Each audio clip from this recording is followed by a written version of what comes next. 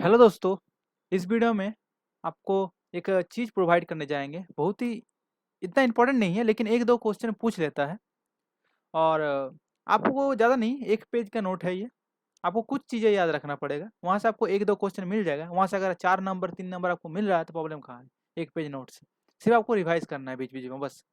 अब देखिए, बता दे रहा हूँ क्या क्या आपको यहाँ से पढ़ना चाहिए। दो चीज़ आपको याद रखना है। पहले बात, ये नोट पढ़ने के पहले, कि इन विट्रो क्या होता है और इन विवो क्या होता है।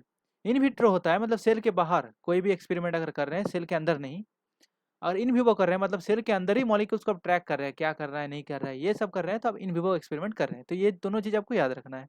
उसके बाद बहुत सारे एंजाइम आपको याद रखना है जो डीएनए रिकॉम्बिनेंट डीएनए टेक्नोलॉजी में यूज़ किया जाता है। जैसे आपका डीएनए पॉलीमरेज 1, यहाँ पर क्या होता है कि इसको कॉनवर्ग एंजाइम भी बोला जाता है। कभी कभी क्वेश्चन घुमा के देगा कि कॉनवर्ग एंजाइम का कौन कौन सा एक्टिविटी रहता है। जैसे 3' to 5', 5'to 3' एक्सोन्यूक्लियस एक्टिविटी रहता है, और 5'to 3' पॉलीमरेज एक्टिविटी रहता है। तो ये आपको डीएनए पॉलीमरेज 1 ना पूछ के आपको कॉन्वर्ट एंजाइम पूछ लेगा। तो आप सोचिएगा हमको तो पता ही नहीं है, लेकिन इसका ये अलग नेम है क्योंकि ये जो एंजाइम है उसको डिस्कवर किया था साइंटिस्ट कॉनबर्ग ने, इसलिए इसका नाम कॉनबर्ग एंजाइम भी बोला जाता है। ठीक है, तो ये चीज़ आपको याद रखना है कि 3' to 5', 5'to 3' exonuclease activity and 5'to 3' polymerase activity. अब बहुत सारे स्टूडेंट को कन्फ्यूजन रहता है कि ये एक्सोन्यूक्लियस एक्टिविटी 3'to 5' मतलब क्या होता है। तो देखिए, एक्सोन्यूक्लियस मतलब ये होता है कि कोई भी न्यूक्लियोक एसिड को अगर आप टर्मिनल पोजीशन से कट कर रहे हैं, फिर आप रिपेयर कर रहे हैं चीज़ को, तो उसको आप लोग एक्सोन्यूक्लियस एक्टिविटी बोल सकते हैं। तो वो कट किधर से हो रहा है उसके ऊपर डिपेंड करेगा। मतलब स्टैंड जो होता है 5'to 3' होता है, या आप अगर कट हो रहा है 5 से 3 तरफ कट हो रहा है तो आप बोल सकते हैं 5'to 3' एक्टिविटी हो रहा है। अगर 5'to 3' तरफ कट हो रहा है तो आप बोल सकते हैं 5'to 3' एक्टिविटी हो रहा है। तो ये चीज़ है, छोटा चीज़ बहुत मैं बता दिया, फिर भी पता है तो बहुत अच्छा है आपको। इसके बाद है रिवर्स ट्रांसक्रिप्टेज। ये क्या है कि ये आरएनए से आपका डीएनए प्रोड्यूस करता है। ठीक है, इसको इसलिए बोला जाता है आरएनए डिपेंडेंट डीएनए पॉलीमरेज। अरे ये कहाँ मिलता है आपका, आपको नाम बहुत सारे पता होगा, और सबसे फेमस है एचआईवी, रेट्रोवायरस इसको बोला जाता है। तो इस वायरस में ना आपका जितना भी आरएनए डिपेंडेंट डीएनए पॉलीमरेज रहता है, जिसको रिवर्स ट्रांसक्रिप्टेज बोलता है, ये भी बहुत इंपॉर्टेंट है।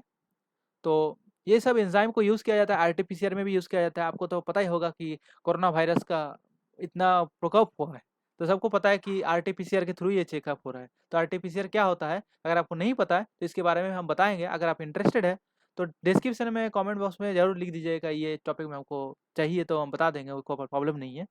और उसके बाद है आपका टक पॉलीमरेज। टक डीएनए पॉलीमरेज मतलब क्या होता है, ये स्पेशल टाइप का पॉलीमरेज होता है, डीएनए पॉलीमरेज होता है, जो बहुत हाई टेम्परेचर में आपका काम प्रोवाइड कर सकता है। मतलब 90 डिग्री सेल्सियस में भी अपना पॉलीमरेज एक्टिविटी ये दिखा सकता है। ये एंजाइम पाया गया था थार्मस एक्वाटिकस, जो एक ऑर्गेनिज्म है, बैक्टीरिया है, उसके ऊपर मिला गया था। इसका एप्लीकेशन क्या है, पीसीआर में यूज़ किया जाता है, पॉलीमरेज चेन रिएक्शन में। जब डीएनए एम्प्लीफिकेशन होता है ना, बाहर में जब जितना भी पॉलीमरेज चेन रिएक्शंस होता है, वहाँ पर आपका ये एंजाइम यूटिलाइज होता है। ये अलग बात है कि इस करंट सिचुएशन में अलग तरह का एंजाइम आ गया है मार्केट में जो यूज़ किया जाता है, लेकिन ये टैक पॉलीमरेज पहले यूज़ किया जाता है। ठीक है, अभी भी किया जाता है बहुत सारे लैब में। उसके बाद है न्यूक्लियस।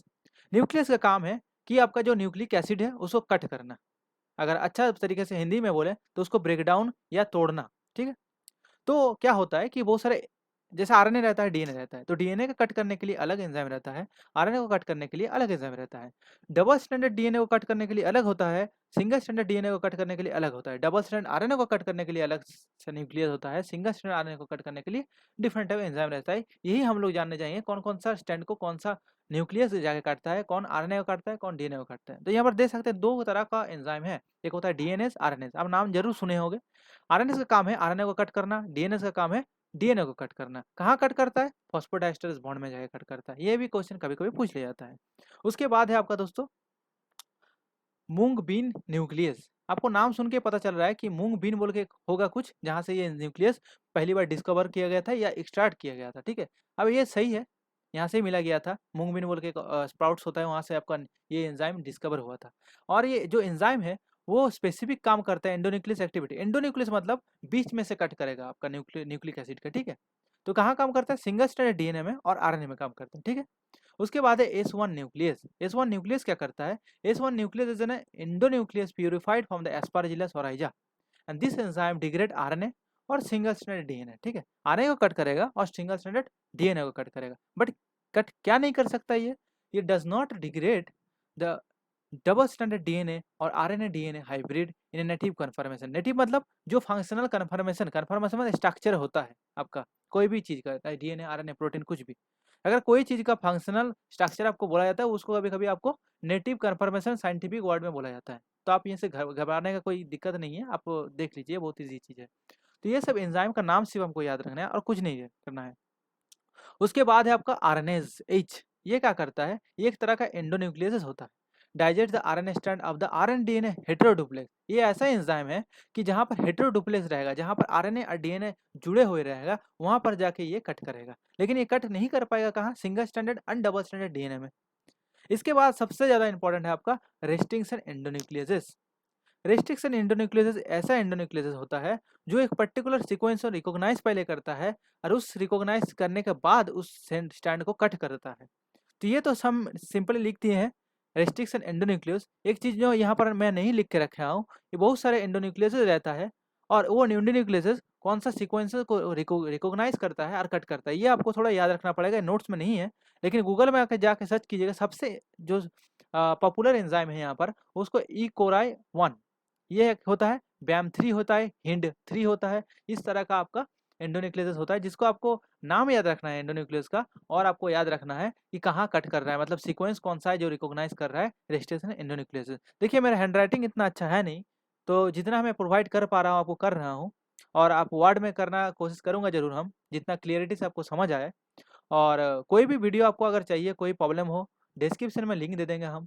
मेरा बहुत सारे अलग एक साइंटिफिक चैनल है, वहाँ पर भी जा सकते हैं आप। और एक एमएससी में एमएससी पेज भी बनाया है फेसबुक में, वहाँ पर जाकर फॉलो कर सकते हैं आप पेज को। और डिस्क्रिप्शन में मैं अपना व्हाट्सअप नंबर दे दूँगा, कोई दिक्कत हो आप मैसेज कर सकते हैं, कॉल कर सकते हैं, कोई दिक्कत नहीं है। मैं सॉल्व करूँगा जितना आपका प्रॉब्लम होगा। और मेरा मोटो ही है कि आप अच्छा से अच्छा यूनिवर्सिटी क्वालीफाई कर पाएँ, वहाँ पर जाके एमएससी कर पाएँ, और आप अच्छा से अच्छा जगह आप अपना करियर को अच्छा से अच्छा बना पाएँ।